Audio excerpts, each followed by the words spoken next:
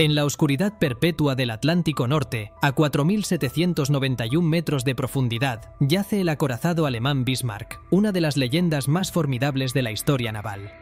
Durante décadas, este gigante de acero ha sido una tumba para más de 2.000 marineros. Sin embargo, expediciones modernas con tecnología de vanguardia han traído imágenes que muestran un escenario fantasmagórico, donde, entre los restos, se perciben sombras y movimientos que sugieren que la historia del buque aún no ha terminado. Dale like, suscríbete y comparte. Comencemos. El Bismarck no era solo un barco, era el símbolo del resurgimiento naval alemán. Votado en febrero de 1939, fue el acorazado más grande y poderoso jamás construido por Alemania, superando las 50.000 toneladas. Su blindaje era legendario y su artillería de 380 milímetros era devastadora.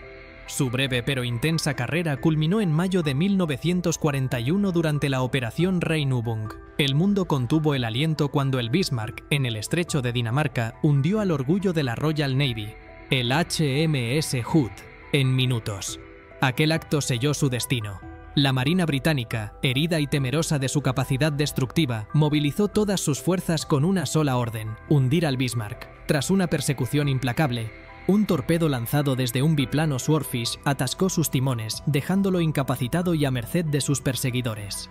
La mañana del 27 de mayo de 1941, los acorazados británicos King George V y Rodney, junto con cruceros pesados, desataron un infierno de fuego. El Bismarck tardó en hundirse, demostrando una resistencia sobrenatural. Finalmente desapareció bajo las olas a las 10:39 de la mañana, dejando una incógnita fundamental. ¿Fue hundido por el fuego británico o fue su propia tripulación quien, en un acto final de desafío, abrió las válvulas para evitar que la nave cayera en manos enemigas?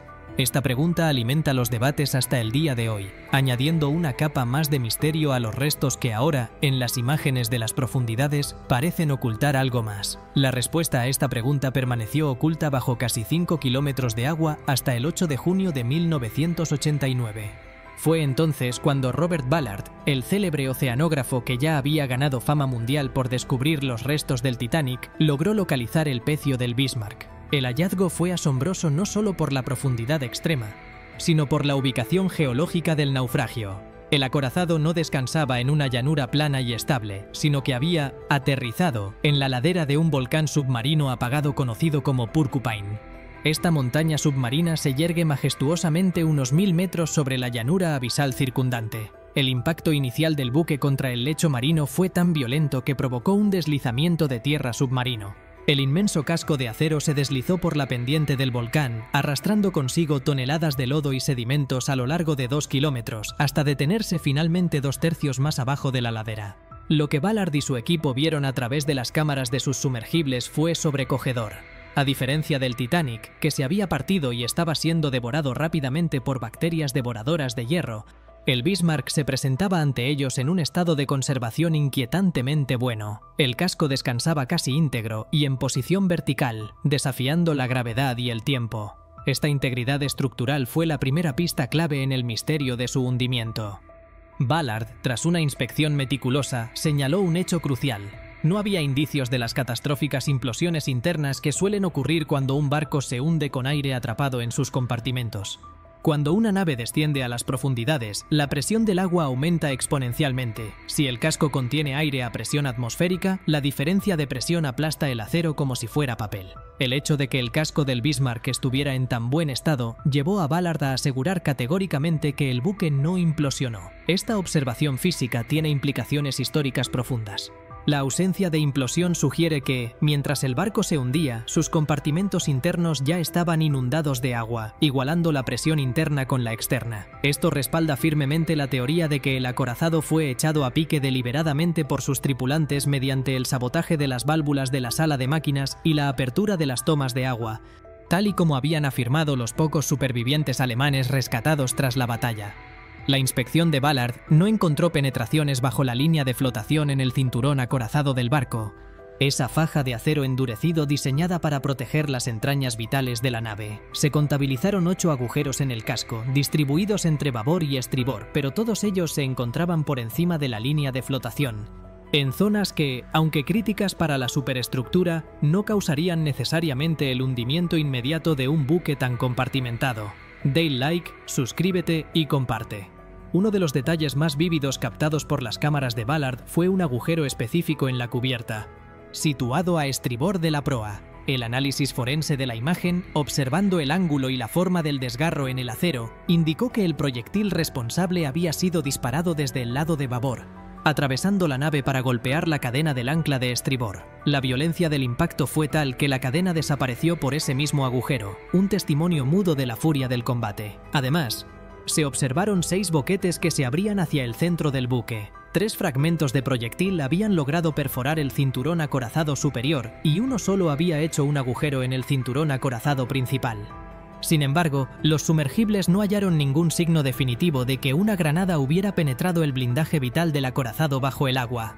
Es probable, según las conclusiones de Ballard, que los proyectiles británicos solo atravesaran la cubierta y la superestructura, dejando el casco impermeable relativamente intacto. De hecho, grandes abolladuras en el acero dejaban entrever que muchos de los proyectiles de 356 milímetros disparados por el acorazado británico King George V simplemente rebotaron contra el cinturón blindado alemán, incapaces de perforar la aleación endurecida Krupp.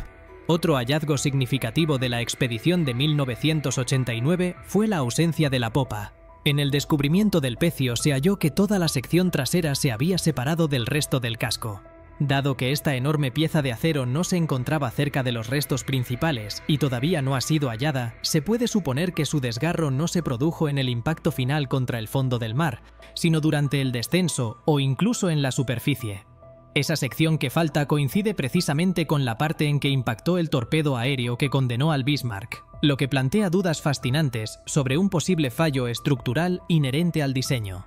La zona de popa había recibido varios impactos que se sumaban al daño estructural del torpedo. Esto, unido al hecho físico de que el acorazado se hundió primero por la popa, sugiere que al levantarse la proa y perder el soporte del agua, la popa, debilitada y llena de agua, fue desgarrada por su propio peso antes de desaparecer en el abismo. Curiosamente, este tipo de fallo no fue único. En 1942, el crucero pesado Prinz Eugen, compañero del Bismarck en la operación Rheinübung, también fue torpedeado en la popa y sufrió un colapso similar, lo que llevó a la Marina alemana a fortalecer las estructuras de popa en todos sus buques capitales posteriores. A pesar de la claridad de las imágenes de Ballard, la controversia no cesó. Ballard estimó que, de no haber sido echado a pique, el Bismarck podría haber flotado al menos un día más tras el cese del fuego británico.